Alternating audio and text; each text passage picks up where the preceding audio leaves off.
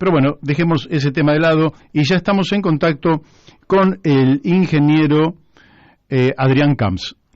Adrián, muy buenos días, ¿cómo te va? Buenos días, Mario, gusto escucharte. Bueno, igualmente, digamos que además de ser ingeniero, Adrián Camps es dirigente del Partido Socialista Auténtico, fue legislador, o sea, diputado en la ciudad de Buenos Aires en 2 periodos y participó en una audiencia pública que tiene que ver con IRSA, este consorcio. Ahora él nos va a explicar bien qué se trata IRSA, y las inversiones que están por darse en la ex ciudad deportiva de Boca Juniors.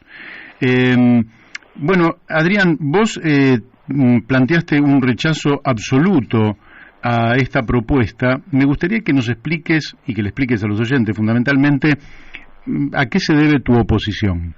Bueno, para ubicarnos en el contexto, porque no todos lo conocen el tema, ¿no? Bien. En el año 65, la Municipalidad de la Ciudad de Buenos Aires, el Gobierno Nacional, le cedió a Boca la posibilidad de hacer un relleno e instalar en la margen del Río de la Plata, al sur de la Reserva Ecológica, para ubicarnos, y antes del Riachuelo, instalar allí una ciudad deportiva que incluía un estadio para 150.000 personas. Era un proyecto de alta envergadura, ¿no? Uh-huh. Y le di un plazo para que pueda ejecutar las obras, y si Boca no completaba toda la infraestructura, tenía que devolver las tierras a la ciudad. Bueno, efectivamente eso sucedió. Si Boca no pudo hacer la ciudad deportiva, el estadio parece que era inviable también, entonces devolvió las tierras. Y el gobierno de Cacciatore, de la dictadura militar, en lugar de recuperar esos terrenos para la ciudad, se los vuelve a entregar a Boca. Uh-huh. Y le da un nuevo plazo. Al año le da por concluidas las obras, es decir, que ya pueden quedarse con el terreno, pero le prohíbe que las venda, ¿no? Uh-huh. Cuando viene el gobierno de Menem, lo primero que hace es facultar a Boca para que pueda vender las tierras. Estamos hablando de tierras sobre la costa del Río de la Plata. Sí, sí, valiosísimas. Que provienen de un relleno, es decir, de un relleno sobre el río. Bueno, inmediatamente Boca, año 91, vende las tierras por $22 millones a un consorcio, Santa María del Plata, con la perspectiva de que ahí se iba a ubicar la Villa Olímpica de los posibles Juegos Olímpicos del año 94, donde Argentina se postuló, creía que tenía chance de ganar, perdió con Atenas. Bueno, creo que cualquiera pierde con Atenas. Sí, claro, donde nacieron los Juegos Olímpicos. Una sede de los Juegos Olímpicos, entonces se especulaba con esa tierra porque ahí se iba a instalar la Villa Olímpica. Eso no sucedió, y entonces el consorcio que lo había comprado, Santa María del Plata, se lo vende a IRSA. Uh-huh. Pero ya por un valor más alto, entre 40 y 50 millones de dólares. Linda ganancia del 100%. Una ganancia del 100%. Sí, gana el 100%, sí. IRSA no hace nada, y allí queda habilitada la posibilidad de construir un hotel, un complejo de tipo audiovisual, bueno, obviamente actividades deportivas, recreativas, pero IRSA no hace absolutamente nada. Uh-huh. ¿No? Lo mantiene abandonado desde que ellos lo compran en el año 97, y no hace nada. Y empieza a presentar proyectos faraónicos de torres, 11 torres de 150 metros, una marina, es una especie de Nordelta ubicado ahí en la ciudad, con la diferencia que la ciudad no te admite barrios privados. Uh-huh. Entonces no se puede hacer barrio privado, pero sí tiene todas las características de un Nordelta, digamos, destinado a la población de alto poder adquisitivo. Sí, claro. Bueno, empiezan a presentar ese tipo de proyectos en el año 2000, en el año 2002, lo vuelven a presentar en el 2007, lo vuelven a presentar en el 2010, y nunca consiguen que la legislatura se lo apruebe, ¿no? Uh-huh. Es demasiado bochornoso darle ese uso a las tierras costeras, porque la Constitución de la ciudad dice que deben ser de libre acceso para la recreación de la población. Tiene graves problemas ambientales porque está pegada a la reserva ecológica. El humedal de la reserva ecológica penetra dentro de esas tierras. Hay un humedal que está conectado con la reserva ecológica. Es un lugar de paso de aves migratorias. Bueno, tiene problemas desde el punto de vista del cambio climático, porque frena la brisa que nos llega a nosotros desde el Río de la Plata, y es la que refresca la ciudad y la limpia de la contaminación. Tiene problemas por iluminación sobre la reserva, por ruido, por transporte. Podemos hacer una lista infinita de problemas que esto acarrearía a la ciudad desde el punto de vista ambiental.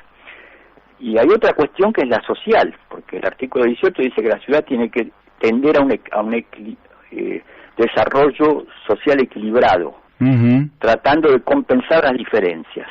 Bueno, esto está en la Comuna 4, La Boca, que es una de las más pobres que tiene la ciudad de Buenos Aires, y allí le instalamos un barrio de ultralujo sobre el río y acentuamos las diferencias sociales. Si estamos generando un nuevo eje de riqueza-pobreza, tenemos el norte-sur, ahora estamos generando el este-oeste.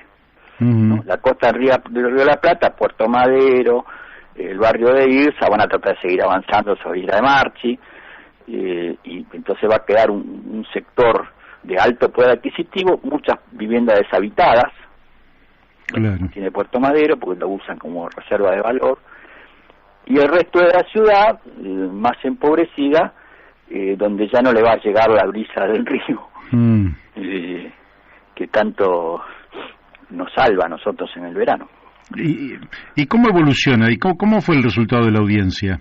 No, la audiencia todo el mundo en contra. Todo el mundo en contra. Ya el gobierno ni siquiera se toma el trabajo de poner a alguien que hable a favor, como hicieron en otros tiempos, que bueno, mandan gente de ellos o de la propia empresa. No, directamente tuvieron los expositores, inclusive muchos expositores hablaron en contra. Ah, mira. Sí, inclusive de la sociedad de arquitectos, diciendo bueno que estos proyectos no eran los adecuados para la ciudad, y todas las organizaciones vecinales, ecologistas, ambientalistas, todo lo que se te ocurre en contra. ¿Y qué va a hacer el gobierno de Rodríguez Larreta? Mira, no sé qué va a hacer, porque yo en realidad hice eje en la exposición mía en lo que es el desfalco económico que tiene esto, ¿no? A ver, ¿de qué se trata el desfalco económico? Porque muchos ya habían hablado sobre la cuestión ambiental. ¿Entendés, Mario? Entonces no convenía seguir avanzando. Tengo 5 minutos de exposición. Claro. Y yo como fui diputado hay cosas que las veo y otras no las ven. Entonces esto es un gigantesco fraude económico a la ciudad, porque desde el mismo momento que esto se apruebe, ojalá que no suceda, ¿no?, y se publica en el boletín oficial, la empresa adquiere un beneficio de $730 millones. Mamita, claro, con solo cambiar la utilización, el uso del suelo. Claro, habilitar la construcción de las torres, son $730 millones. Y no lo digo yo, lo dice el convenio. El convenio urbanístico que firma la ciudad con IRSA dice que la empresa va a obtener un beneficio de $730 millones. Y frente a ese beneficio, ¿qué le ofrece IRSA a la ciudad? ¿Cuál es porque yo hago una sociedad donde uno se lleva todo, la verdad que no se entiende. Bien, vas bien encaminado. A la ciudad le correspondería en ese convenio 253.600.000 $. Es decir, viene a ser más o menos una tercera parte. Claro. Tendría que ser la contraprestación de la ciudad, que IRSA le da a la ciudad. Ahora, vamos a ver con qué paga, ¿no? ¿Con qué paga? Bueno, paga 3 millones con unos bonos que a cobrar en el año 2035, 2 millones en uvas y plata líquida 5 millones, sobre 250 millones, ¿no? Claro. 5 millones en plata líquida, paga con unos terrenos que se valorizan por la propia ley. Es decir, te está pagando con lo que vos mismo valorizaste. Claro. y destina 10 millones de dólares al mantenimiento del parque público que se va a crear y 40 millones al desarrollo de los espacios públicos, el parque, las calles y demás. O sea, lo que propone irse es invertir 82 millones de dólares, es decir, pagar una parte e invertir el resto en su propio predio. Claro. ¿Entendés? Que de todas maneras lo debería hacer. Claro, paga con terreno que la ciudad le valorizó y después utiliza 50 millones de dólares de los 80 y pico en construir sus propios espacios públicos. Y le pone una cláusula a la ciudad que dice que la ciudad no puede agregar elementos que corresponden a urbanización parque al espacio público que IRSAT cede a la ciudad. Por ejemplo, no puede poner banco, no puede poner sanitario, sí, queda en el jardín de las torres. Claro. Todo privatizado. Queda en el jardín de las torres, no podés poner nada ahí. Bueno, entonces yo saco la cuenta, inclusive tomando el valor de los terrenos a $1.000 el metro cuadrado de capacidad constructiva, es decir, lo que vos podés construir ahí, que es lo que en un momento dijo IRSA que podía valer la capacidad constructiva, a mí me da 82 millones de dólares. Bueno, me faltan 170 millones de dólares. Uh-huh. De lo que dice el convenio que va a aportar la empresa. Claro. No de lo que digo yo. Me están faltando 170 millones de dólares, y eso se lo dije yo en la audiencia. Le dicen, discúlpeme, diputadas y diputados, me faltan 170 millones de dólares. La audiencia es un documento oficial, es un documento público, porque tiene versión taquigráfica, la versión taquigráfica después la firman los diputados, entonces tiene valor como prueba en la justicia, inclusive. Claro. Le digo, bueno, están informados, si alguno no se dio cuenta, están informados ahora. ¿Y qué dijeron después de tu intervención? 170 millones de dólares es mucha plata. Es mucha plata. No dicen nada, decía, a mí nadie me llamó, nadie me preguntó nada. Hay muchos que me conocen. De la época que yo fui diputado, nadie me llamó, nadie me dijo nada.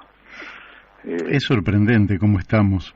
Ahora, eso da lugar efectivamente a una denuncia penal, porque ahí está faltando el cumplimiento del convenio que ya de por sí es favorable a la empresa. Claro. Y donde la empresa dice que paga con lo que necesariamente tenía que invertir como servicio para la gente que va a comprar en esas torres. Sí, así es. Entonces yo cuando hablé le dije, mira, esto es como si alguien tiene que cumplir una probation, pues cometió una falta menor y tiene que hacer tarea comunitaria y ofrece como tarea comunitaria pintar su propia casa. Claro. No. Dice, si usted qué va a hacer para la comunidad, voy a pintar mi casa. Y el juez dice, no, mirá, no corresponde. Claro. Se entiende que el aporte que hace la empresa por el altísimo beneficio que obtiene, inclusive pagando lo que tiene que pagar, los 230 millones de dólares, le quedan 500 millones de dólares todavía de ganancia inmediata. Sí, claro. Obtenida en un día por la sanción de una ley. E inclusive pagando le queda una fortuna. Uh-huh. Y así todo no paga. Claro. Ahora, el cinismo de esta dirigencia política no tiene nombre, porque en otra época esto hubiera causado un revuelo muy fuerte. Sí. Y alguien hubiera sentido que su honorabilidad estaba en tela de juicio y por tanto hubiera solicitado aclarar la situación. Ahora todos se hacen los desentendidos. Sí. Es así. Realmente es de terror.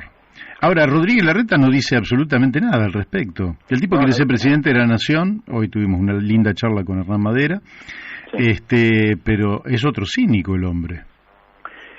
Mirá, acá hay un poder económico que está por encima del poder político. Y hace rato. Sí. Que está por encima del poder político en la ciudad de Buenos Aires. Y que está planificando la ciudad en función de sus propios intereses. Claro.